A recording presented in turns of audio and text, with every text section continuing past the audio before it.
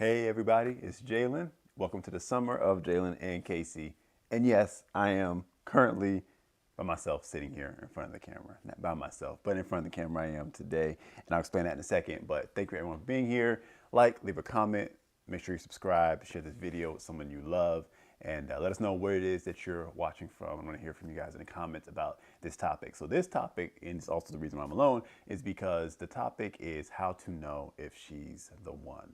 So this video is going to tackle if you're a man who is interested in a woman and you're wondering if she is the one to marry, she is the one for you. And actually, married men, you're actually going to get something really good out of this as well. So everyone tune in.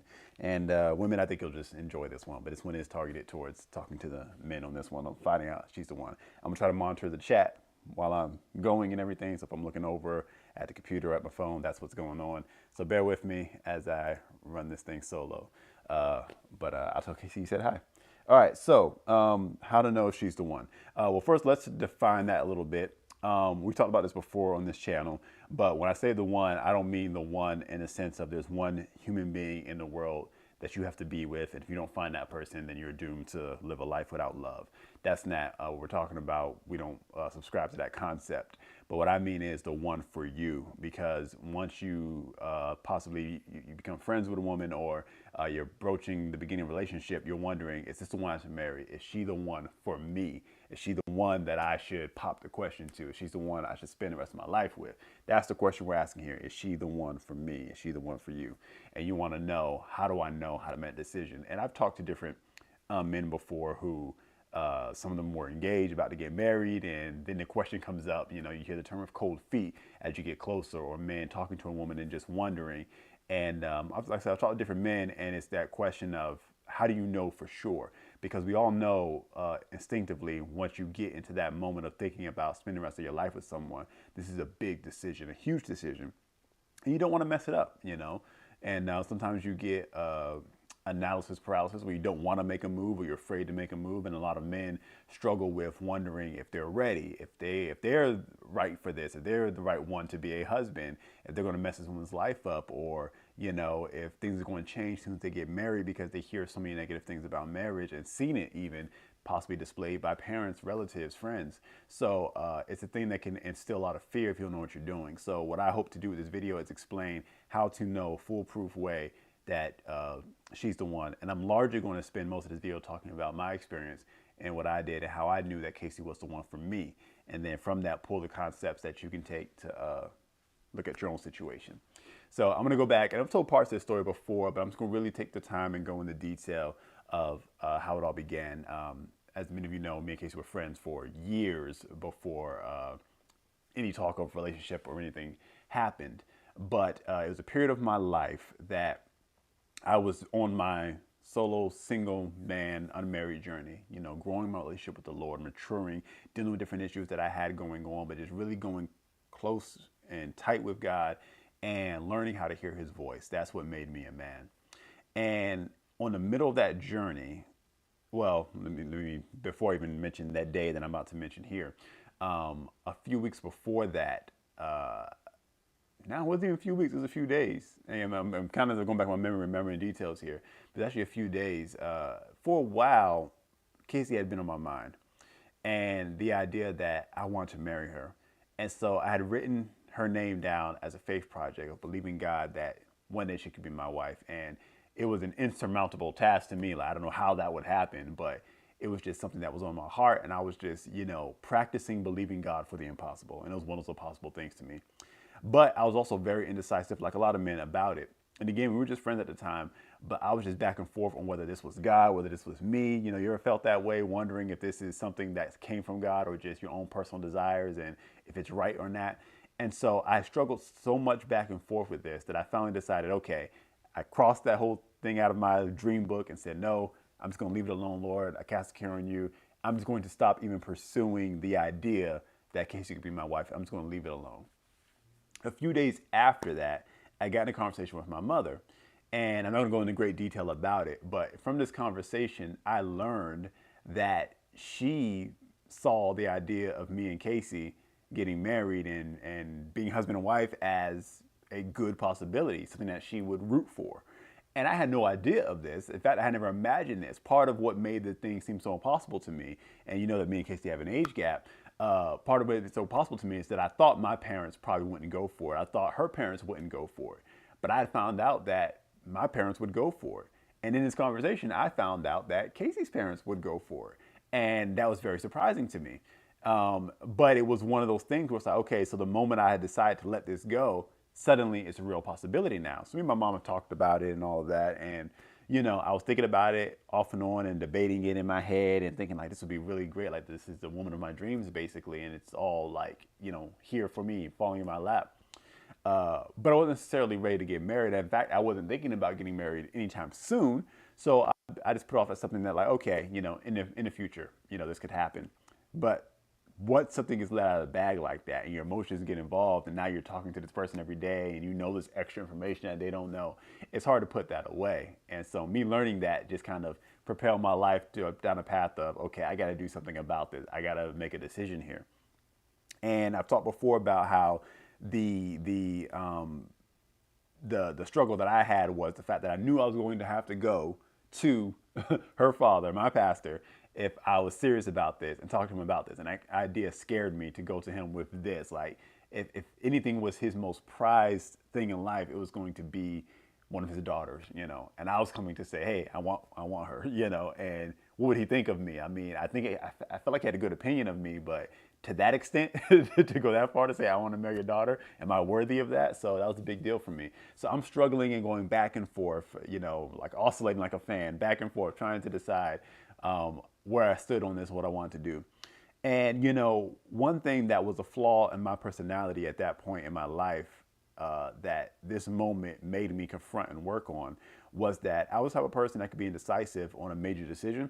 And so rather than making a decision myself, I would seek the input of people that whose opinions I had a strong opinion of their opinions.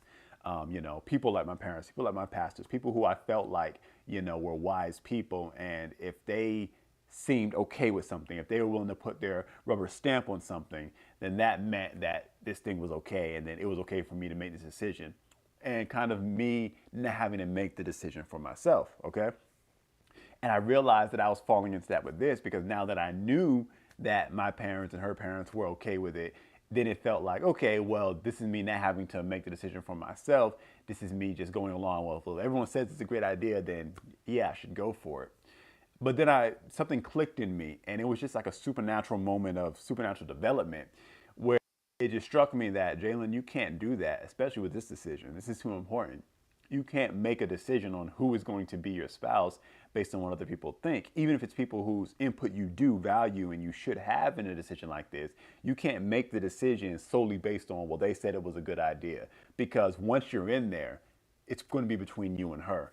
And saying, well, this person and this person said it was a good idea, you can't blame them if this doesn't work out. If you fail at this, if this goes up in flames, you can't put the blame on someone else for saying, oh, you should marry this person or this is a good idea. No, it had to be my decision alone. I had to be the one to come to this conclusion that I want her to be my wife. And I believe that I've heard from God that she should be my wife. And that I heard it through a series of other people because I can't hear from God. And so that prompted me to then go and I have it with me here, this book. So this book was a book that my years of development and becoming a man was in this book. Okay. And it goes back to, I want to say I started writing this maybe in 2011 even, but I just wrote lots and lots of things in this book. Dreams, prophecy the Lord gave me, confessions, daily confessions, my dreams. It doubled as my dream book. You know, I just put so much in here. And I went looking for this today because I was pretty sure it was in this book that I wrote what I prayed about in the moment that I'm about to talk about. And I found it, and it's in here. And I'm not going to share the details of it because it still feels close to my heart and private. But I've never shared this with anyone, not even with Cacie. But I see the date that I wrote this, and it was back in 2014 when I sat down and said, Lord, I want you to show me the vision of Cacie. And so I did this before I ever approached her. I did this before I approached her father. And because I knew that I needed to be settled and I needed to make a real decision about what I wanted to do. And I said, Lord, reveal her to me, because I knew that I could hear from God. And if he gave me a vision for her, a vision for our marriage, being married, then that was something I could sink my teeth into. That was something that I could ground myself in. And I wouldn't go back and forth anymore once I knew I'd heard from God. So I got this notebook out and I sat and I prayed in the spirit, prayed in other tongues for a period of time. And at 2:42 p.m. of November 28th, 2014, the Lord spoke to me. And he gave me the vision of my wife. And I'll show you some of this here. Yeah, it was written there. And he spoke to me. And I've got everything he spoke to me written down right here. I wrote as he spoke. And he showed me her, who she was, how he saw her, and revealed the plan that he had for her life and my part in it. And here's the principle that you can take with you. Because after this, and just to finish out my story, and then I'll go back to this. After this, I had the vision. It was plain to me. I had it written down. I was settled that I wanted this woman to be my wife, and I wanted to be her husband, and it was a necessary thing for my life. And so I went and I approached her father, and he was obviously put his stamp of approval on it. I began to take steps. Things fast forwarded, and in 2016, September 3rd, 2016, we got married.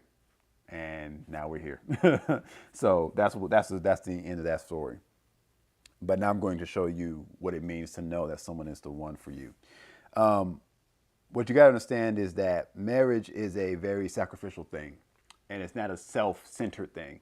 And a lot of the problem we talk about finding out if someone's the one for you, it's a lot of based on trying to figure out if someone's compatible, basically, and trying to see based on who you are if this person fits you. But you're fighting to lose if you start from that standpoint. That's the wrong standpoint. What you really should be wondering is, am I the right person for this person? Because God created this person and gave them a vision, and he has a plan for their life and a destiny. And you need to be finding out, am I a part of that destiny? Am I a part of this plan? Because you could be derailing God's plan for this person's life by inserting yourself in the story where you don't belong. And that was important to me to know, do I belong in Cacie's story? Okay, and that's a powerful thing. I'm gonna write that down. Do you belong in this person's story? So it's less about, well, do they fit me? Do you even fit them? Are you called to this person? Are you called to their life? And this is something that a man or woman can do when thinking about a potential prospect for someone to marry and get in a relationship with. And so when I sat down and I prayed in the spirit and the Lord began to speak to me, it validated and clarified that, yes, I belong in her story. And matter of fact, he called me to her to be a pastor of her soul, to help her get to her destination. See, one thing you got to understand as a husband, it is the word that comes from is husbandmen, which is an old English or old time terminology, but we would know it better now as maybe a gardener. You can use the term farmer, but gardener is probably the best one. So you're the husbandman, and in this analogy, your wife would be the garden. And so we got to understand is a husband, that's your profession now. Whatever your career was before, whatever your job is, whatever dreams you have, all of that takes second place to this new profession that you're choosing to take on. No one's forcing it on you. You're choosing to take the role of a husbandman for this woman's life. And so the way that you know that you're a good husbandman is by the state of the garden. Does this garden flourish? If you're nurturing this garden, then it should flourish and it should yield fruit. And people should be able to look at this garden and be able to tell that this is a prosperous garden bearing fruit. But they can also look at that garden and see everything is dying on the vine. And so what happens is, man, when you insert yourself into this woman's life and say, I'm going to be your husband, you're taking on the role of that nurturer. And if she succeeds or fails in life, that now becomes your responsibility. And that's the role that you're taking on. And what you have to be willing to do and understand is that your personal aspirations and ambitions now become second to this responsibility.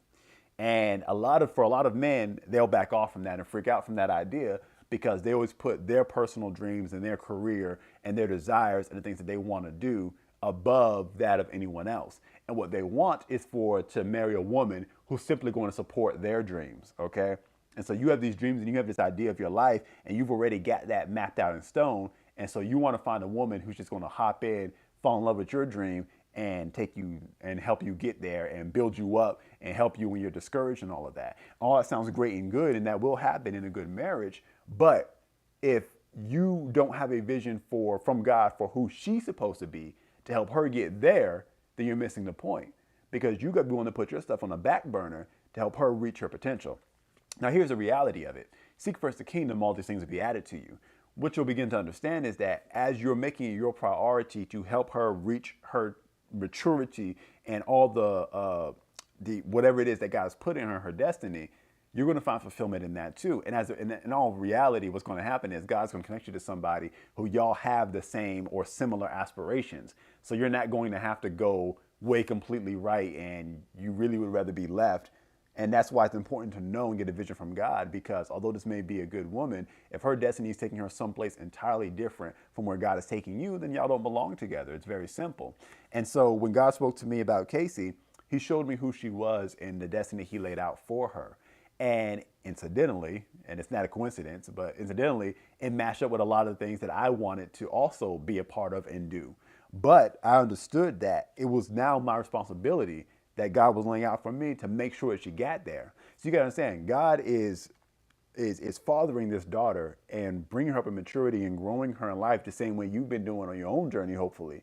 And now what you're asking to do is now take a leadership role in her life and help complete the journey that God had her on. You don't have a right to come in and derail that journey. You don't have a right to come and move her in a different direction than God was taking her. So God is saying to you, I'm needing you to come in and assist me in bringing her to that end point and the end destination. So God's got to be able to speak to you exactly where it is that she's going, and you're in getting her there. And you can't take her in an entirely different direction.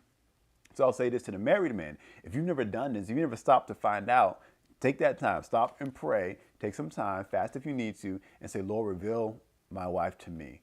What is the destiny you laid out for her life? What is the true fulfillment of who she is? Because she's more than just someone who cooks for you. She's more than just someone who bears your children. Nothing wrong with cooking. There's nothing wrong with bearing children. There's nothing wrong with being a work-at-home mom. I say that because I think that's a more valid statement than stay-at-home mom. But there's nothing wrong with being a homemaker.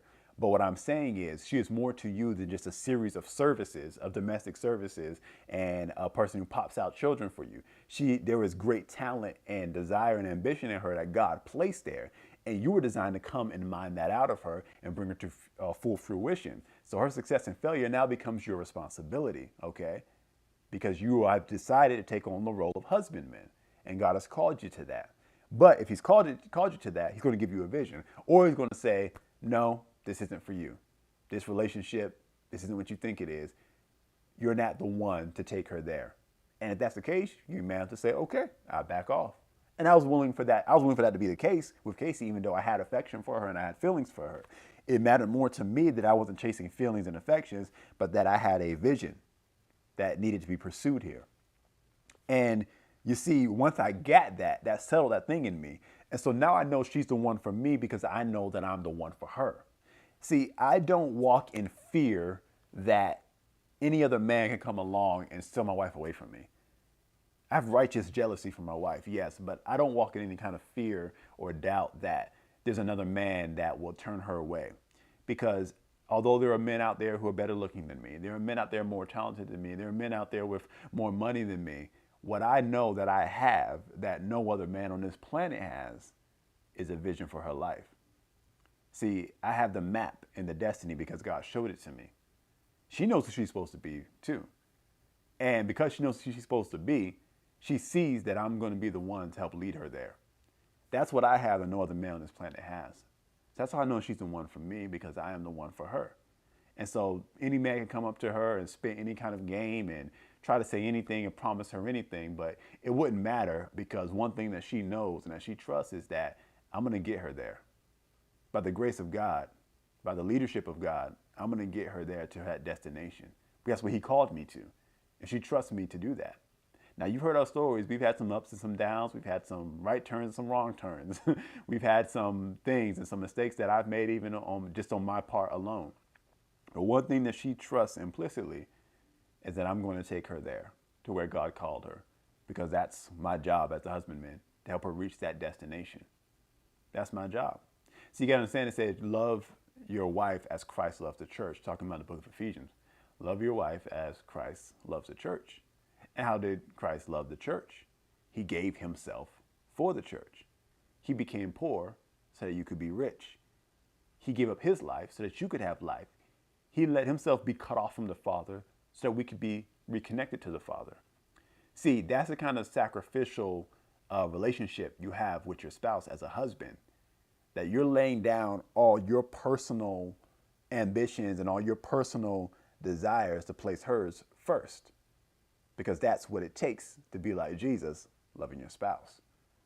Jesus said in the Garden of Gethsemane, I wish I could get rid of, he said, if there's any way that this cup could pass from me, but not my will, but yours, Lord. He did not want in his feelings to go to that cross, but he did it for us.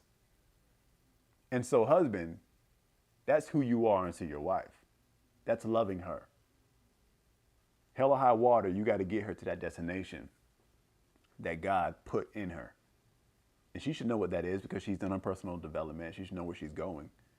But you can also minister that dream to her because she's going to have her doubts and she's going to have her days where she feels discouraged. You're going to have to encourage her and tell her, no, I know what it is you're supposed to be and where it's supposed to go. And y'all will get there together.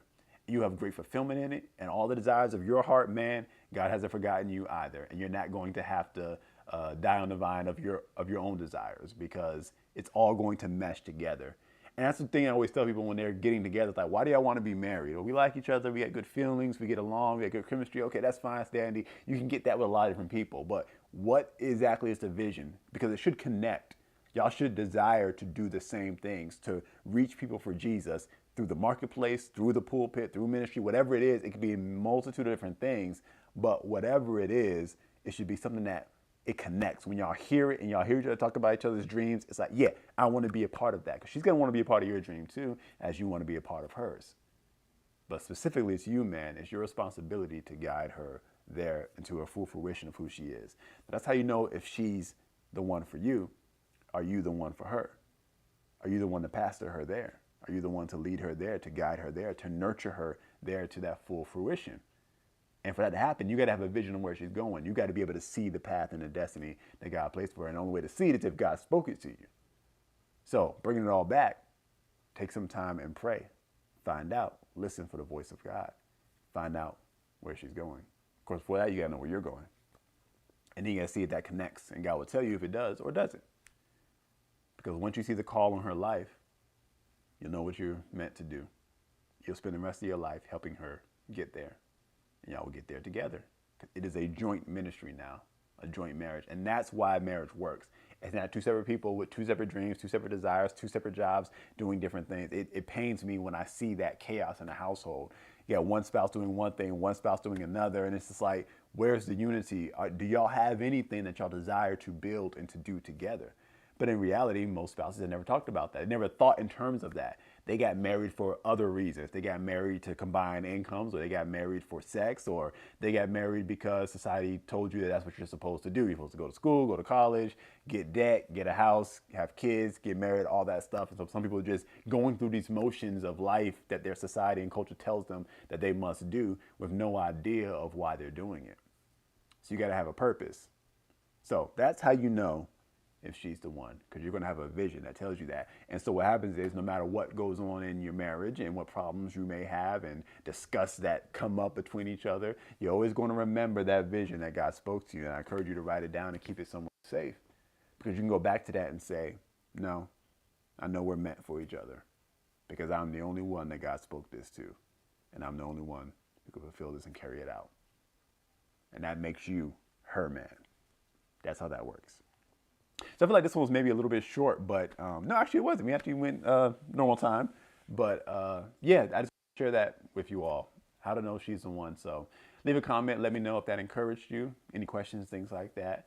Leave them in the comments below. Also, remember our channel memberships. If you hit that join button next to the subscribe button, it'll show you the different tiers of subscription. You get plenty of perks like that, like a private chat room where you can communicate with us, and shout outs in our videos. So I want to shout out our current channel member, Jeremy Dixon, because that's a part of the perks of being one of our channel members. You get shout outs in some of our videos. So go ahead, join Jeremy and become one of our channel members. We would appreciate it. We love you guys. We'll be back tomorrow, as always, and Cacie will be joining me on tomorrow's video. And I think that's going to be a really good topic. If you want to look ahead in the playlist and see what that's about, I think it's going to be a little spicy, a little fun. But be sure to come back tomorrow because we'll be back live and continuing out until July 1st, Monday through Friday, with live chats, live videos. So thank you guys for watching. We love you, and we'll see you tomorrow. Bye-bye, guys.